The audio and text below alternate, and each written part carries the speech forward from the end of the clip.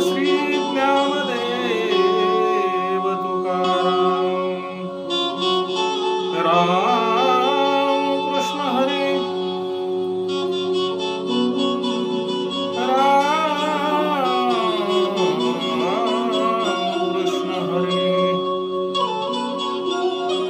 आज आपण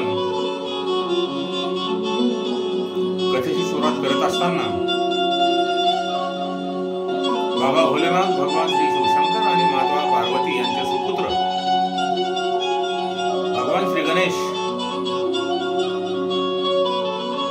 यांची वंदना करून, यांची स्तुती करून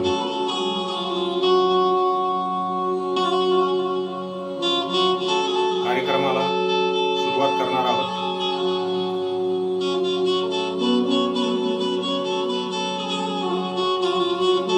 कोणत्याही कार्याच्या शुभप्रसंगी बाबा भोलेनाथ आणि माता पार्वतीच्या सुपुत्रांची म्हणजे भगवान श्री गणेशांची पूजा करून आपण ते कार्याला प्रारंभ करत असतो। त्यामुळे आपण त्यांची प्रथम स्तुती करू। वक्रतुंड महाकाय सूर्यकोटी समप्रभ निर्विघ्नं कुरु मे देव सर्वकार्येषु सर्वदा। मित्रहो, श्री संत ज्ञानोबाराय, श्री संत तुकाराम महाराज, श्री संत नामदेव महाराज आणि श्री संत शांतीप्रभू एकनाथ महाराज यांनी सुद्धा ग्रंथाची सुरुवात करत असताना भगवान श्री गणेशांची स्तुती करून ग्रंथाला सुरुवात केलेली आहे। देवा तुझी गणेशो सकलमती प्रकाशो मने निवृत्ती दासो अवधारी जेजो जयांचे केलिया स्मरण होय सकल विद्यांचे अधिकरण ते जीवंदू श्री चरण श्री गुरुचे ते नमस्कारो नियता। भगवान श्री गणेश हे तीनही गणांचे स्वामी आहेत।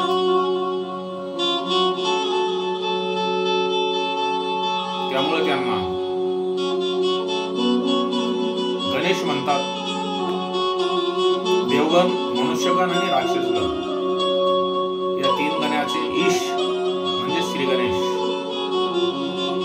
हे तीन गणांचा स्वामी म्हणजे भगवान श्री गणेश। भगवान श्री गणेश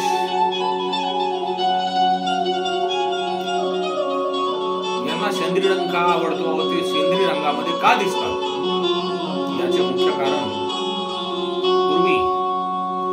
शेंदूर नावाचा राक्षस होता। तो देवांना भरपूर त्रास द्यायचा। त्यामुळे भगवान श्री गणेशांनी त्या शेंदूर नावाच्या राक्षसाचा वध केला।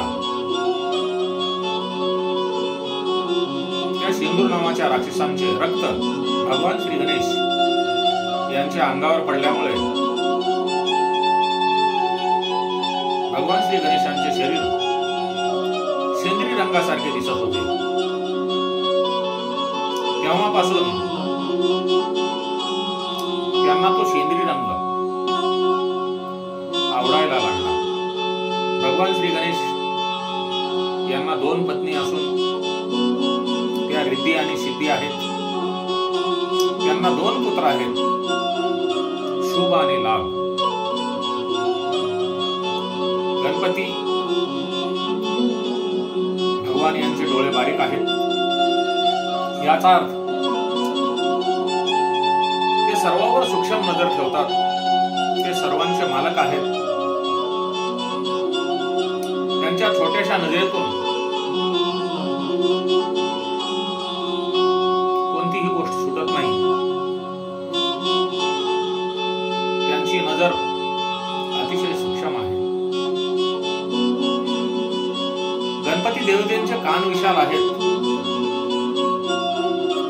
कारण ते सर्वांच्या तक्रारी ऐकून घेतात.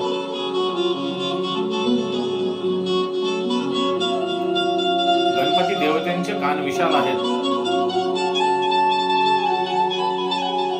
तो सर्वांचा स्वामी आहे, सर्वांचा मालक आहे. गणपतीचे नाक मोठे आहे याचे कारण तो सर्वांचा स्वामी आहे. तो निरपेक्ष असला पाहिजे आणि आपला तो कार्यभार असतो तो स्वच्छ असायला पाहिजे. परमार्थाचे मुख्य पीक निरपेक्षता तेची नाशिक, तेने वीण ते निर्नाशिक, कैसे सुख सापेक्षणात. नाथ महाराजांनी रामायणामध्ये लिहिलेलं आहे. नाक म्हणजे सोंड, थोडी वक्र आहे. याचा अर्थ माऊली सांगतात, जे तुझ्या विखी मोड तया लागी तू वक्रतुंड, ज्ञानी आशी तरी अखंड उजूची. हे भगवान श्री गणेशा, जे तुला जाणतात, जे तुमचे ध्यान करतात, त्यांना तुम्ही सरळ आहात. जे तुमची भक्ती करत नाहीत, जे तुम्हाला जाणत नाहीत, जे तुम्हाला मानत नाहीत, त्यांना तुम्ही वाकडे आहात. थोडक्यात तुम्ही जशाच तसे आहात. भगवान गणपतीचे पोट मोठे असून याचा अर्थ ते सगळ्यांचे अर्थ पोटामध्ये घालतात. त्यामुळे गणपती बाप्पा यांचे पोट मोठे आहे. कोणी काही अपराध करू, ते अपराध सहजपणे आपल्या पोटामध्ये घालण्याची क्षमता त्यांच्यामुळे असल्यामुळे त्यांचे पोट मोठे आहे. ज्याप्रमाणे घेऊनी जळांचे लोट, आलिया नदी नदांचे संगाट, करी वाढ गोट समुद्र जेवी. ज्याप्रमाणे नद्या समुद्राला जल घेऊन जातात, मग ते शुद्ध पाणी असो, गढीळ पाणी असो, समुद्र तो सर्व सामावून घेतो. तसे गणपती बाप्पांचे पोट मोठे असल्यामुळे गणपती बाप्पा सर्वांचे आशीर्वाद, सर्वांचे अपराध पोटामध्ये सामावून घेतात.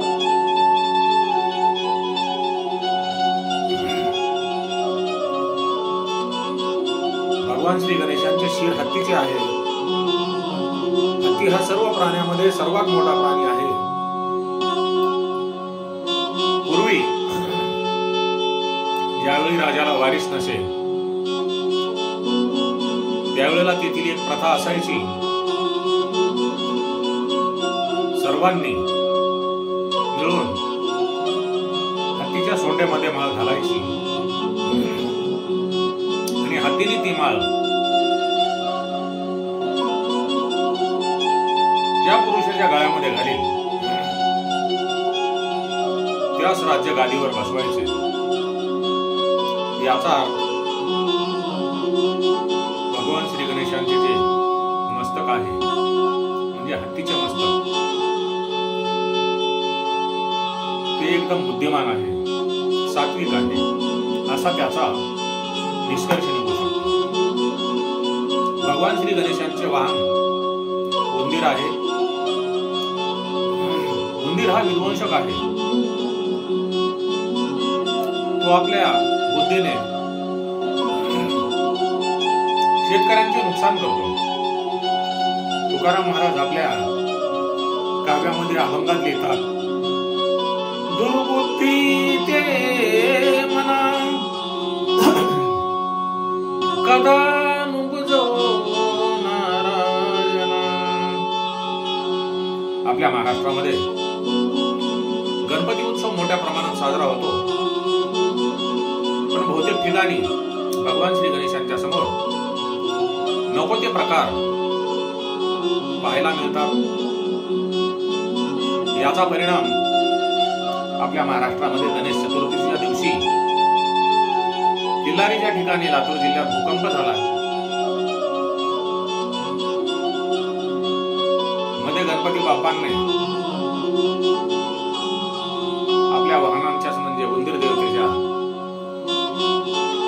रूपाने प्लेग नावाचा रोग पाठवला. दुसरा एक म्हणजे गणपती दूध पितो.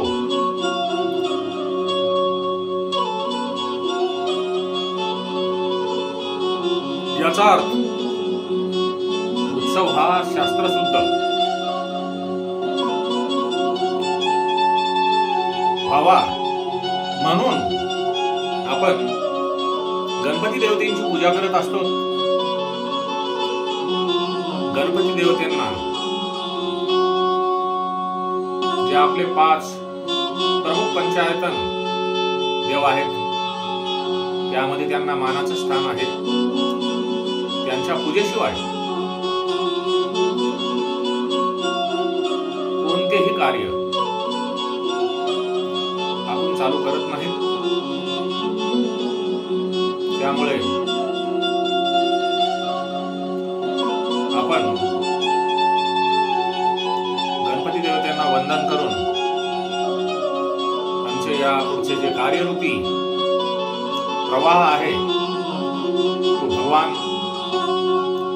आपण चांगल्या प्रकारे चालू ठेवताल. आमच्यावर आपला कृपा आशीर्वाद राहील.